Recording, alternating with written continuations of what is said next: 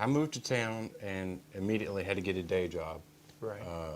That there was no way I could make a living off playing once a month at a Right. bar somewhere. So yeah, I had a day job, and Blake got a record deal, which that doesn't mean things are going to start happening immediately. I mean, in fact, what he had was a development deal, which meant it was exciting at first to find out nothing was going to happen for a couple of years. So he got a development deal, and I stayed working the day job. Just, you know, always had my fingers crossed that somehow this is going to work out to where, you know, we were going to be able to play music full time. Yeah. And make a living off of it, still not knowing what all that really required. And I mean, just to be able to, you know, he got a record deal, and they cut a bunch of songs, you know, which still doesn't mean that they're going to release any of them.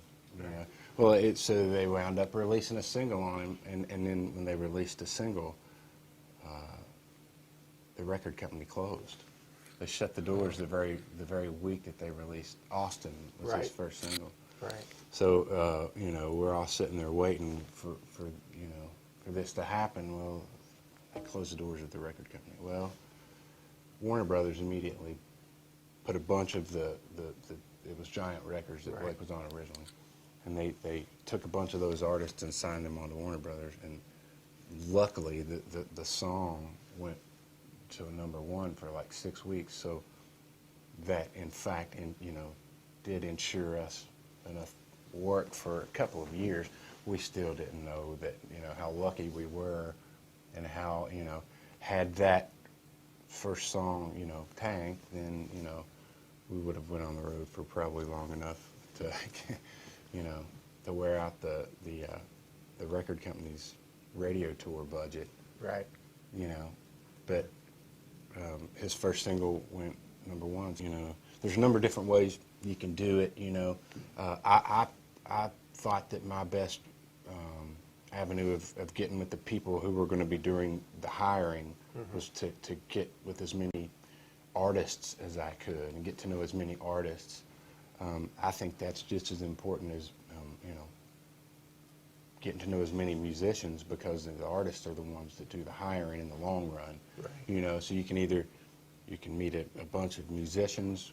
Out of the musicians, eventually there'll be band leaders who put bands together, or, you know, you can get to know the artists, and the artists, like I say, are the ones that do the hiring. So fortunately for me, I met an artist who did something, you know. So it worked out well, you know. Getting to know as many songwriters and musicians as possible is, I think, really, really important. That's tough because, I mean, when you get to that point and you're looking at, if you're looking at making a living playing music, it's kind of looked over sometimes, the musical talent that you have to have. Right. And I think a lot of people look past that really quickly. And what do I have to do? Who do I have to meet? Where do I have to be? You know, without securing all the necessary stuff that you gotta, you know, the musical tools you gotta have to go out and work in a practical environment. You know what I mean? There's a lot of stuff that goes into, you know, making sure that you're able to learn material quickly, making sure that you're able to, you know, live with a group of guys in a confined space for 170 days a year. I mean, there's a lot that goes into it, and there's a ton of guys who wind up working in the music business who go, wow, what have I gotten myself into, you know? And I know a lot of guys they've gotten jobs and they wound up not wanting to do it because it's work. Yeah. It's not just, you know, fun and games all the time, you know. You're working a lot. But back to the original question, it's a whole network thing in terms of meeting the guys who do the hiring. Right. And acquiring the tools that you need to be hired is extremely important. Yeah, a lot of practice, and you know what I tell a lot of guys is just it's practice of learning how to become proficient in learning what you need to learn quickly.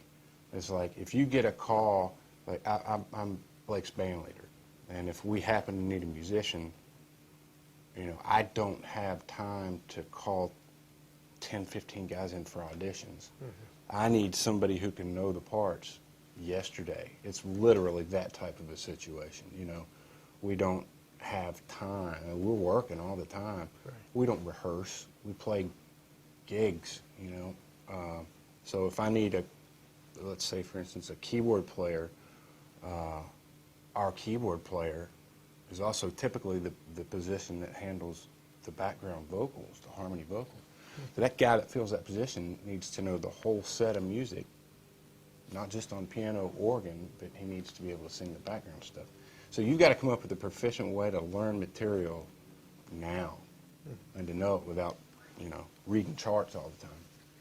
Great. So there's a lot involved in learning what you need to know to pick stuff up quickly.